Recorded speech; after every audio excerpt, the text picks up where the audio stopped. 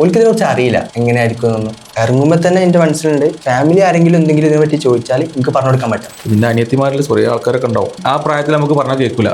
10ാം class അടിച്ചു വിളിക്കുന്നു, +1 അടിച്ചു വിളിക്കുന്നു, ദെൻ ഒറ്റ ഇരുത്താം. അപ്പോൾ അതിപ്പോൾ തന്നെ പറഞ്ഞു കൊടുക്കുകയാണെങ്കിൽ അവർക്ക് ഈസിയിൽ എന്ത് ചെയ്യാൻ പറ്റും എന്നുള്ളത് തന്നെയാണ്. കുറേ ആൾക്കാർ ബാധിക്കുന്ന ഇട്ട് പോകാനുള്ള ചാൻസ് ഉണ്ടായിട്ട് പോലും ഇട്ട് പോയിട്ടില്ല. എന്തോ ഒരു ഫയറുള്ള പോലെ തോന്നി. ഉപ്പാക്ക് ഹാർട്ട് അറ്റാക്ക് ഞാൻ 4ാം ക്ലാസ്സിൽ പഠിക്കാൻ സമയം. അപ്പം ആ ഒരു നിമിഷം ഞങ്ങൾക്ക് നല്ല ഓർമ്മ ഉണ്ട്. അപ്പോഴും ആ ചിന്ത ഉണ്ടാവും മനസ്സിൽ. എന്ത് കാരണം കൊണ്ടാണ് നീ ആ ഒരു തീരുമാനം എടുത്തത്? എന്താണ് ആ തീരുമാനം? എൻ്റെ ഫാമിലിയിൽ ഞാനാണ് ഫസ്റ്റ് ടൈം ഈ ഒരു പാത്തേക്ക് വരുന്നത്. ആ ഒരു ഐഡിയൽ റിപ്പീറ്റർ അല്ലെങ്കിൽ ഒരു ഐഡിയൽ എൻട്രൻസ് പ്രിപ്പയർ ആളെ എങ്ങനെ ആയിരിക്കണം സാധനം ആ ഒരു പ്ലാൻ ഇവിടെ ഉണ്ട്. ഞാൻ എൻ്റെ ഒരു ഫ്രണ്ട് അവിടെ പഠിക്കുന്നുണ്ട്. അവരോട് ചോദിച്ചു അവിടെ എന്തൊക്കെയുണ്ടോ. അപ്പോൾ പറഞ്ഞു ഇങ്ങോട്ട് വരുമ്പോൾ കാണിച്ചാൽ ഇവിടെ നീ വിചാരിക്കണം അറിയില്ല, ഒരുപാടുണ്ട്. നീ ഇപ്പോൾ എടുത്ത എഫേർട്ടിൻ്റെ ഒക്കെ റിസൾട്ട് ഒക്കെ അവിടെ കാണാൻ പറ്റും. നമുക്കൊരു ലക്ഷ്യമുണ്ട്. നമ്മളെ ആ ഒരു പ്ലാന് കീപ്പ് ചെയ്ത് കൃത്യമായിട്ട് ഫോളോ ചെയ്യുന്നത്. ഹലോ ഓൾ, അപ്പം ഡോക്ടർ പോഡ്കാസ്റ്റിൻ്റെ 5th എപ്പിസോഡിലേക്ക് എല്ലാവർക്കും സ്വാഗതം. ഇപ്പോൾ നമ്മളെ കൂടെ ഉള്ളത് സലീലാണ്. 2025 നീറ്റിൽ ഡോപ്പൻ്റെ കൂടെ സഞ്ചരിച്ച് പഠിച്ച് 600 മാർക്ക് വാങ്ങി നല്ല റാങ്ക് വാങ്ങി. റാങ്കൊക്കെ പറയും പ്രൗഡ് ഡോപ്പ അലുമിനി ആയിട്ട് ഇരിക്കുന്നുണ്ട്. അപ്പം സലീലിനെ സ്വാഗതം ചെയ്യാണ്. Thank you. പിന്നെ ഭയങ്കര കാഷ്വലായിട്ട് നമുക്ക് എന്ത് ചെയ്യാം, ചർച്ച ചെയ്യാം. നിൻ്റെ ഭാവി പ്ലാനുകൾ, എങ്ങനെ ഉണ്ടായിരുന്നു പഠനം. ആ ഒരു ചർച്ചയിൽ ഈ കാണുന്ന ആൾക്കാർക്ക് എന്തെങ്കിലും പുതിയത് കിട്ടുകയാണെങ്കിൽ കിട്ടട്ടെ. ഓക്കെ, അപ്പം ഫസ്റ്റ് ആയിട്ട് ചോദിക്കാനുള്ളത് എങ്ങനെയാണ് ഈ ഒരു ഇതിലോട്ട് എത്തിപ്പെട്ടത്? കാരണം നിൻ്റെ ജേർണി കുറച്ച് ലോങ് ആയിരുന്നു. കുറേ ആൾക്കാർ ബാധിക്കുന്ന ഇട്ട് പോകാനുള്ള ചാൻസ് ഉണ്ടായിട്ട് പോലും നീ ഇട്ട് പോയിട്ടില്ല. എന്തോ ഒരു ഫയറുള്ള പോലെ തോന്നി. അതെ, ഫയറുണ്ടായിരുന്നോ? ഉണ്ട്. എൻ്റെ ഒരുപാട് ഇതിൽ വന്നിട്ടുണ്ട്. ഉപ്പാൻ്റെ അതൊക്കെ തന്നെയാണ്. ഞാൻ ഒരുപാട് പറഞ്ഞാണ്.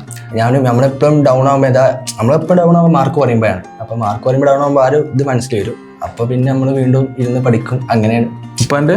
ഉപ്പാക്ക് ഹാർട്ട് അറ്റാക്ക് ഞാൻ 4ാം ക്ലാസ്സിൽ പഠിക്കാൻ സമയം. അപ്പം ആ ഒരു നിമിഷം ഞങ്ങൾക്ക് നല്ല ഓർമ്മ ഉണ്ട്.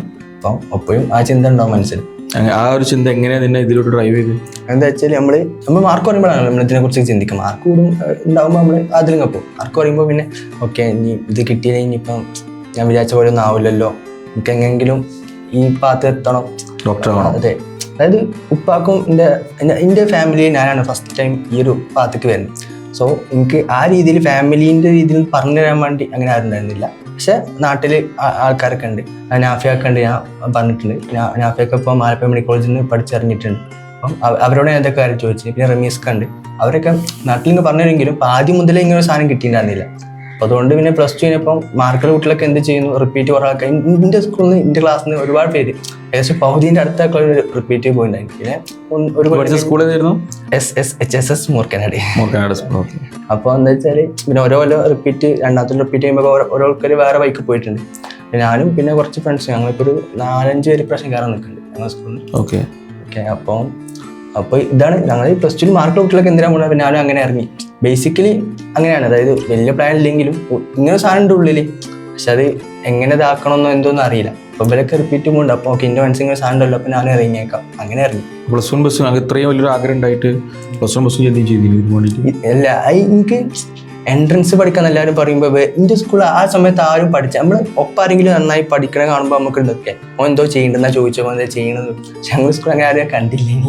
അതുകൊണ്ട് ഞാനും രക്ഷപ്പെട്ട് ഞാനും പഠിക്കണ്ട, അറിയില്ല പഠിച്ചാലേ കിട്ടുള്ളൂ എന്നുള്ളത്. അത് ശരിയാണ്. ഞാൻ എൻ്റെ മനസ്സിൽ +1 +2 ബോർഡ് എക്സാമിന് എന്തോ വലിയ മാർക്ക് കഴിഞ്ഞാൽ മനസ്സിലായി എന്തോ അങ്ങനെയാണ്. പിന്നെ എപ്പോഴാണ് ഇതിൻ്റെ ഒരു രസം മനസ്സിലാക്കിയത്? ഇത് കുറച്ച് പണിയുള്ള കാര്യമാണെന്നുള്ളത്. ഞാൻ ഫസ്റ്റ് ടൈം റിപ്പീറ്റ് ചെയ്യുന്ന സമയത്ത് ഈ ഒരു സ്പാർക്ക് ഉണ്ട്. ഇങ്ങനെ ന്യൂസ് ഇട്ടിട്ട് നമ്മൾ ചത്ത് പഠിക്കണമെന്ന് ന്യൂസൊക്കെ കിട്ടുന്നുണ്ട്. അപ്പം ഈ ഒരു സ്പാർക്ക് നമ്മൾ ചിലപ്പോൾ 2 മണി 3 മണി ഉറക്കം വെച്ചെന്നൊക്കെ പഠിക്കാറില്ല. അങ്ങനെയൊക്കെ പഠിച്ചിട്ടുണ്ട് ഇനീഷ്യലി. പക്ഷെ പഠിച്ചുമ്പോൾ എക്സാം ചെയ്തോ മാർക്ക് തീരെ ഉണ്ടാവില്ല. അതേസമയം ഒരു 12 മണി വരെ ഒരു 10 മണി വരെയൊക്കെ പഠിച്ച് നിർത്തുന്ന കുട്ടികളുണ്ട്. പിന്നെ ഒരു റൂമിൽ നിന്ന് കളിച്ചെടുക്കുന്ന കാണാം. ഇപ്പം കാണുമ്പോൾ ഒരു കളിക്കട്ടെ നമുക്ക് മാർക്ക് കിട്ടും. പക്ഷെ ഓൾക്കൊക്കെ മാർക്ക് കിട്ടിയിട്ടുണ്ടാവുക. അങ്ങനെ സംഭവം വന്നിട്ട് നമ്മൾ അത്ര ഗതിയിട്ട് ഇരിക്കും. പക്ഷെ മാർക്ക് വരുമ്പോൾ ഓൾക്ക് നന്നായി ഉണ്ടാവും. പക്ഷെ അവൾക്ക് ഓൾറെഡി ബേസ് ഉണ്ട് ഇതിനെ കുറിച്ച് കൃത്യമായിട്ട് അറിയാം. പിന്നെ ഞാൻ ബിൽഡ് ചെയ്ത് വന്നേക്കാണ്. Base matters. അതായത് നമ്മൾ ഒരു 8ാം ക്ലാസ് മുതൽ 12 വരെയുള്ളതിൻ്റെ ഒരു ആകത്തുകയാണല്ലോ ഈ എക്സാം എഴുതാൻ പോകുന്നത്. അപ്പം അതിൻ്റെ ഒരു ബേസിക് ഫൗണ്ടേഷൻ ഉണ്ടെന്നുണ്ടെങ്കിൽ നമുക്ക് രസമായിട്ട് ചെയ്യാൻ പറ്റുന്ന തന്നെയാണ്. നീ ആ ഒരു സമയത്ത് ഉള്ളൊരു സാധനം ചെയ്തു, സമയം കൊണ്ട് ഉണ്ടാക്കിയെടുത്തു, കയറി. ഞാൻ ഫസ്റ്റത്തെ കൊല്ലം കാര്യമായിട്ട് തിയറിമൊക്കെ ആയിരുന്നു. ക്വസ്റ്റ്യൻ തിയറി ചെയ്തിട്ടുണ്ടായിരുന്നു. എൻ്റെ മനസ്സിൽ തിയറി ചെയ്താൽ കിട്ടുമായിരിക്കുമല്ലോ, അതൊക്കെ തന്നെ ക്വസ്റ്റ്യൻ ചോദിക്കാൻ ചെയ്യും. പക്ഷെ ഒരിക്കലും അങ്ങനെയല്ല. കാര്യമായിട്ട് നമ്മൾ +2 എത്ര മാർക്ക് ഉണ്ട്? +2 ഞാൻ കൊറോണ സമയം, അതുകൊണ്ട് മാർക്കൊക്കെ ഉണ്ട്. സ്വന്തമായിട്ട് നമ്മൾ ട്രോളുന്നതാണ്. ഞാൻ കൊറോണ സമയത്ത് ആളായിരുന്നു, അതുകൊണ്ട് എനിക്ക് അത് ഫോക്കസ് ഏരിയ കഴിഞ്ഞല്ലോ. അപ്പോൾ അങ്ങനെ സംഭവം ഉണ്ടെങ്കിലേ ഫോക്കസ് ഏരിയ. ഓക്കെ, അതെങ്ങനെ നല്ല അഡ്വാൻറ്റേജ് ആയില്ലേ അതെങ്ങനെ പഠിച്ചതുകൊണ്ട്? അന്നെന്താ നമ്മള് ആ ഒരു സമയത്ത് ഒരുപാട് ഗെയിം കളിച്ച് കുറെ കളിക്കാൻ പോയി, നല്ല മാർക്കുണ്ട്, എല്ലാം ഉണ്ട്, ഹാപ്പി.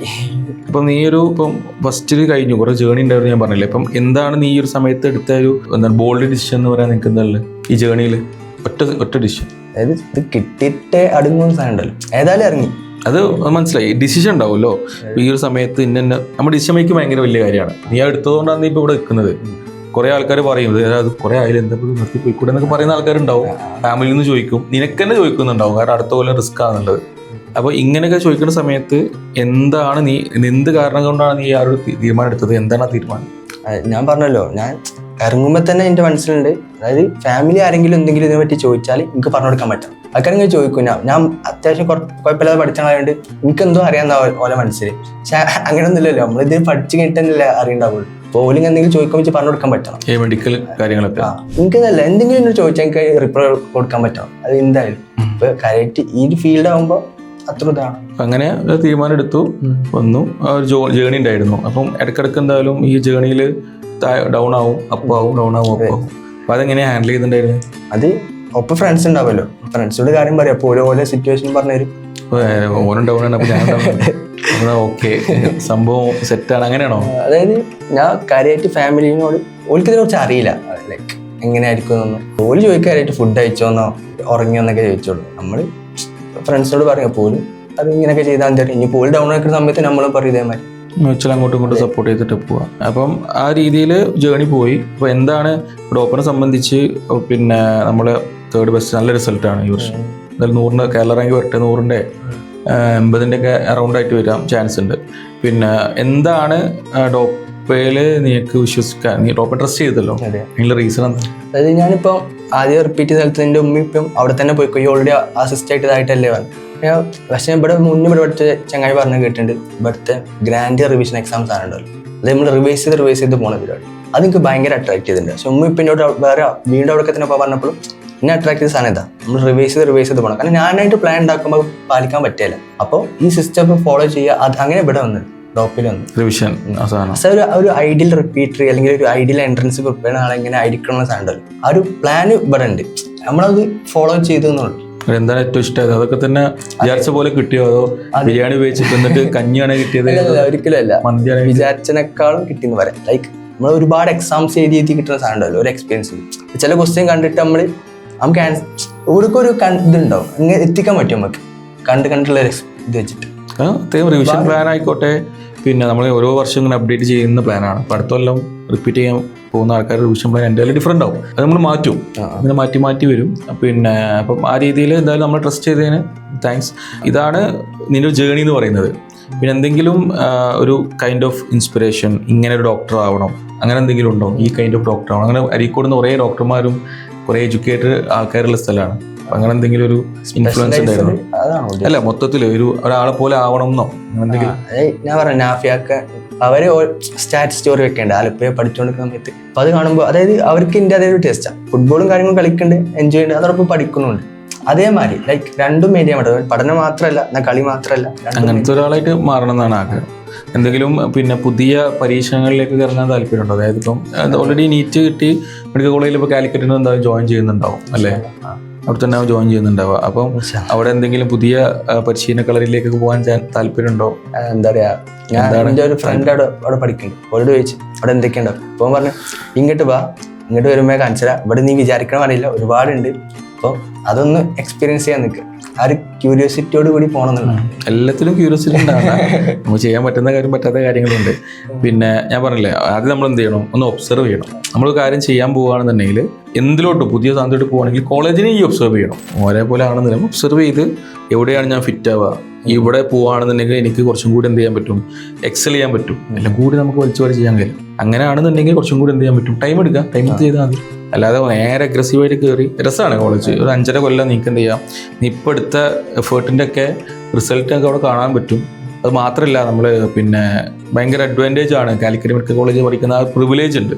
നമുക്കൊരു വേറെ ഇവിടെ നിന്നൊന്നും കിട്ടിയില്ലെങ്കിൽ പോലും നമുക്ക് സ്വന്തമായി സന്തോഷിക്കാനുള്ള കുറേ വകുപ്പുള്ള കാര്യമാണ്. പിന്നെ കുറേ ആൾക്കാരെ നമുക്ക് കാണാനും കമ്മ്യൂണിക്കേറ്റ് ചെയ്യാനും പേഷ്യൻസിനെ കാണാനും പല ടൈപ്പ് ഓഫ് ആൾക്കാരെ കാണാനൊക്കെ പറ്റും. അതൊക്കെ എന്ത് ചെയ്യാം, ഒരു 2-3 മാസം കൊണ്ട് ഇവിടെ കയറാം എന്ന് വിചാരിക്കുന്നത്. പിന്നെ ഇതുപോലെ നീറ്റ് എഴുതാൻ പോകുന്ന ആൾക്കാരൊക്കെ ഉണ്ട്. എന്നെ പോലത്തെ കുറേ ആൾക്കാർ എപ്പോഴും ഇങ്ങനെ സ്റ്റക്കായി നിൽക്കുന്നത്, കഴിഞ്ഞാൽ നീ നിന്ന പോലെ നിൽക്കുന്ന ആൾക്കാരുണ്ട്. എന്താണ് അവർക്ക് കൊടുക്കാനുള്ളൊരു ഉപദേശം? അതായത് നമുക്കൊരു ലക്ഷ്യമുണ്ട്.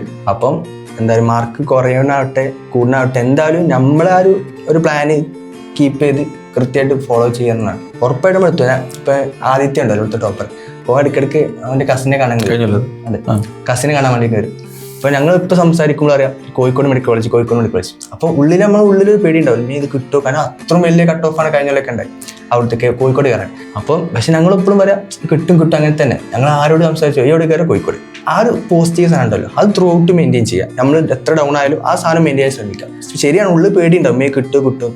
പക്ഷെ അത് പറഞ്ഞത് കിട്ടുമ്പോൾ നമുക്കൊരു സാധനം ഉണ്ട്, ഏതായാലും കോഴിക്കോട് കയറാൻ പോകുന്ന ആളാണ്, അപ്പം ഞാൻ ഇങ്ങനെയൊക്കെയാണ് ആവേണ്ടതെന്ന രീതിയിൽ ആ ചിന്ത കയറിയാൽ പിന്നെ നമ്മൾ എത്ര ഡൗൺ ആയാലും നമ്മൾ കവർക്ക് ചെയ്യും. നമുക്ക് അങ്ങനെ വിചാരിച്ചാൽ പഠിക്കാൻ പറ്റുന്നുള്ളത് തന്നെയാണ്. ഇപ്പം നിന്റെ ഒരു ജേണിയിൽ നിനക്ക് ഇപ്പം ഒരു സംഭവം നേരത്തെ തുടങ്ങുന്നതിനെ കുറിച്ച് അഭിപ്രായം. അപ്പോൾ നമ്മളിപ്പോൾ ഇൻ്റഗ്രേറ്റഡ് പ്രോഗ്രാംസും അതുപോലെ ഫൗണ്ടേഷനും ഒക്കെ ഉണ്ട്.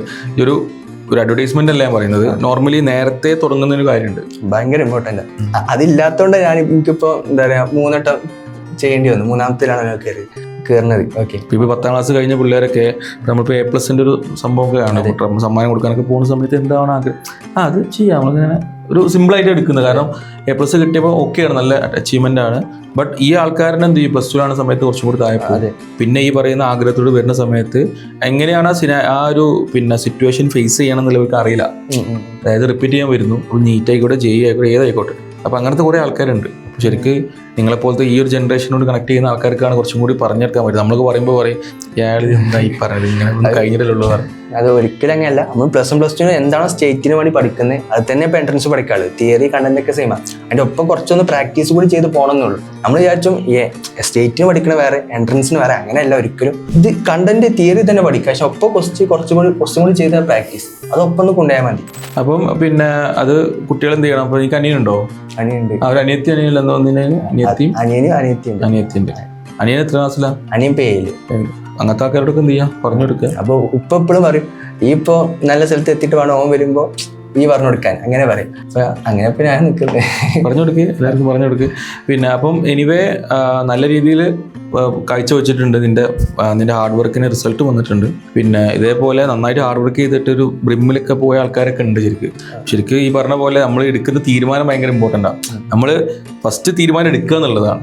അങ്ങനെ നമ്മളിങ്ങനെ ചില ദിവസം ഇങ്ങനെ പുഷ് ചെയ്ത് ഇങ്ങനെ കൊണ്ടുപോകും. നമുക്കൊരു സ്യൂഡോ സാറ്റിസ്ഫാക്ഷൻ കിട്ടുന്ന പോലെ നാളെ തീരുമാനിക്കാമല്ലോ, മറ്റന്നാൾ തീരുമാനിക്കാമല്ലോ പറഞ്ഞിട്ട്. അപ്പം തീരുമാനം എടുക്കുക. അപ്പം നീ ഇതേപോലെ തീരുമാനം എടുത്ത ആളാണ്. അതെ, പിന്നെ ആ സമയത്ത് ബോൾഡായി തീരുമാനം എടുത്താണ്. കുറേ ആൾക്കാർ പറഞ്ഞിട്ടുണ്ടാവും അടുത്ത കൊല്ലം കിട്ടിയില്ലെങ്കിൽ ഒരു കൊല്ലം കൂടി പോകൂലേ അല്ലേ? എന്നോട് ചോദിക്കേണ്ടത്, അതായത് അവിടെ ഈ കൊല്ലം നമ്മൾ പഠിച്ച് തുടങ്ങിയാൽ അപ്പോൾ ഈ പ്രാവശ്യം കിട്ടിയില്ലെങ്കിൽ ഒന്നുകൂടി ചെയ്യുക ചോദിച്ചു. എനിക്കാണെങ്കിൽ എന്താ ഇങ്ങനെ പറയണേ, എന്താ പരിപാടി ചോദിച്ചിട്ടുണ്ടാവില്ലേ? നമ്മൾ അവസാനത്തെ ലീവിനൊക്കെ വരുമല്ലോ, എടാ ഇപ്രാവശ്യം കിട്ടിയില്ലെങ്കിൽ ഒന്നുകൂടി ചെയ്യും. എനിക്കത് കേൾക്കുമ്പോൾ ഇവന്താ ഇങ്ങനെ പറയണ്ടേ, അങ്ങനെ തോന്നിയിട്ട് അവരോട് പോയി പറഞ്ഞാൽ മതി, ഇപ്പോൾ ചെയ്യുന്നുണ്ടാവില്ല എന്ന് പറഞ്ഞാൽ മതി. പിന്നെ അപ്പോൾ എനിവേ നന്നായിട്ട് എൻ്റെ ഭാവിയിലെ കാര്യങ്ങളൊക്കെ ഉഷാറാക്കി. മെഡിക്കൽ കോളേജ് തന്നെ ഭയങ്കര വാസ്റ്റാണ്. ഈ ഒരു ഏരിയ എന്ന് പറഞ്ഞാൽ കുറേ ആൾക്കാർക്ക് നമ്മളെക്കൊണ്ട് ഉപദ്രവമൊന്നും ഉണ്ടാവില്ലെങ്കിൽ ഉപകാരം ഉണ്ടാക്കാൻ പറ്റും. അതായത് നമ്മളെ നാട്ടിലെ ആൾക്കാർക്ക് പിന്നെ ഹെൽത്ത് സെക്ടർ അല്ലേ, അപ്പോൾ ആ രീതിയിലൊക്കെ എന്ത് ചെയ്യാം, കാര്യങ്ങൾ ചെയ്യാം. പിന്നെ കോളേജ് അടിച്ചു വിളിക്കാം. എന്തായാലും ഇവിടെ തന്നെ ഉണ്ടാവുമല്ലോ അല്ലേ, ഇവിടെ ചുറ്റിപ്പറ്റി നമ്മളെ പിന്നെ ടോപ്പയിലും കോഴിക്കോടും നമ്മളൊക്കെ അങ്ങോട്ടും ഇങ്ങോട്ടൊക്കെ ആയിട്ട് കാണാനുണ്ടാവും. അപ്പം പിന്നെ നിന്നോട് ചോദിക്കുന്ന ആൾക്കാരുണ്ടാവില്ല, ഇനി എന്ത് ചെയ്യാൻ പറ്റുന്ന ആൾക്കാർ. അപ്പോൾ നിന്റെ എക്സ്പീരിയൻസ് എന്ത് ചെയ്യുക, ഷെയർ ചെയ്ത് കൊടുക്കുക. പിന്നെ നിന്റെ ഫാമിലി ആയിക്കോട്ടെ, കാരണം നമ്മളൊരു ഫാമിലിയിൽ ഇപ്പോൾ നീ ആയിക്കാരം ആദ്യം നിന്റെ ഫാമിലിയിൽ നിന്ന് വരുന്ന ആൾക്കാർ. അപ്പോൾ നമ്മൾ ഫാമിലിയിൽ നിന്ന് ആരെങ്കിലും ഒരാൾ കയറണമല്ലോ ഇത് പറഞ്ഞു കൊടുക്കാനൊക്കെ വേണ്ടിയിട്ട്. നിന്റെ അനിയത്തിമാരിൽ കുറേ ആൾക്കാരൊക്കെ ഉണ്ടാവും, ട്രീ ആണ്. ഇതൊക്കെ എന്ത് ചെയ്യുക, കാര്യങ്ങൾ പറഞ്ഞ് മനസ്സിലാക്കി കൊടുക്കുക. പ്രൊഫഷനിലേക്ക് എന്ത് ചെയ്യുക, എക്സ്പോഷർ കൊടുക്കുക. എന്നതെന്നല്ല എന്നിട്ട് അവരോട് പറയാം, അപ്പോൾ പഠിക്കുക. കാരണം നമുക്ക് ആ പ്രായത്തിൽ നമുക്ക് പറഞ്ഞാൽ കേൾക്കില്ല. 10ാം ക്ലാസ് അടിച്ചു വിളിക്കുന്നു, +1 അടിച്ചു വിളിക്കുന്നു, ദെൻ ഒറ്റ ഇരുത്താം. ആ ഇരുത്ത് ചിലപ്പോൾ എന്ത് ചെയ്യും, നന്നായിട്ട് ഇരുന്ന് പോകും, പൊന്താൻ കുറച്ച് ബുദ്ധിമുട്ടേ കാരണം. അപ്പോൾ അതിപ്പോൾ തന്നെ പറഞ്ഞു കൊടുക്കുകയാണെങ്കിൽ അവർക്ക് ഈസിയിൽ എന്ത് ചെയ്യാൻ പറ്റും എന്നുള്ളത് തന്നെയാണ്. അപ്പം എന്തായാലും സെലീൽ, നമുക്ക് കാണാം. കുറേ കാര്യങ്ങളായിട്ട് നമുക്ക് ഇനിയും വീണ്ടും വരേണ്ടി വരും. ഭാവി കാര്യങ്ങൾക്കൊക്കെ all the best. Thank you. By.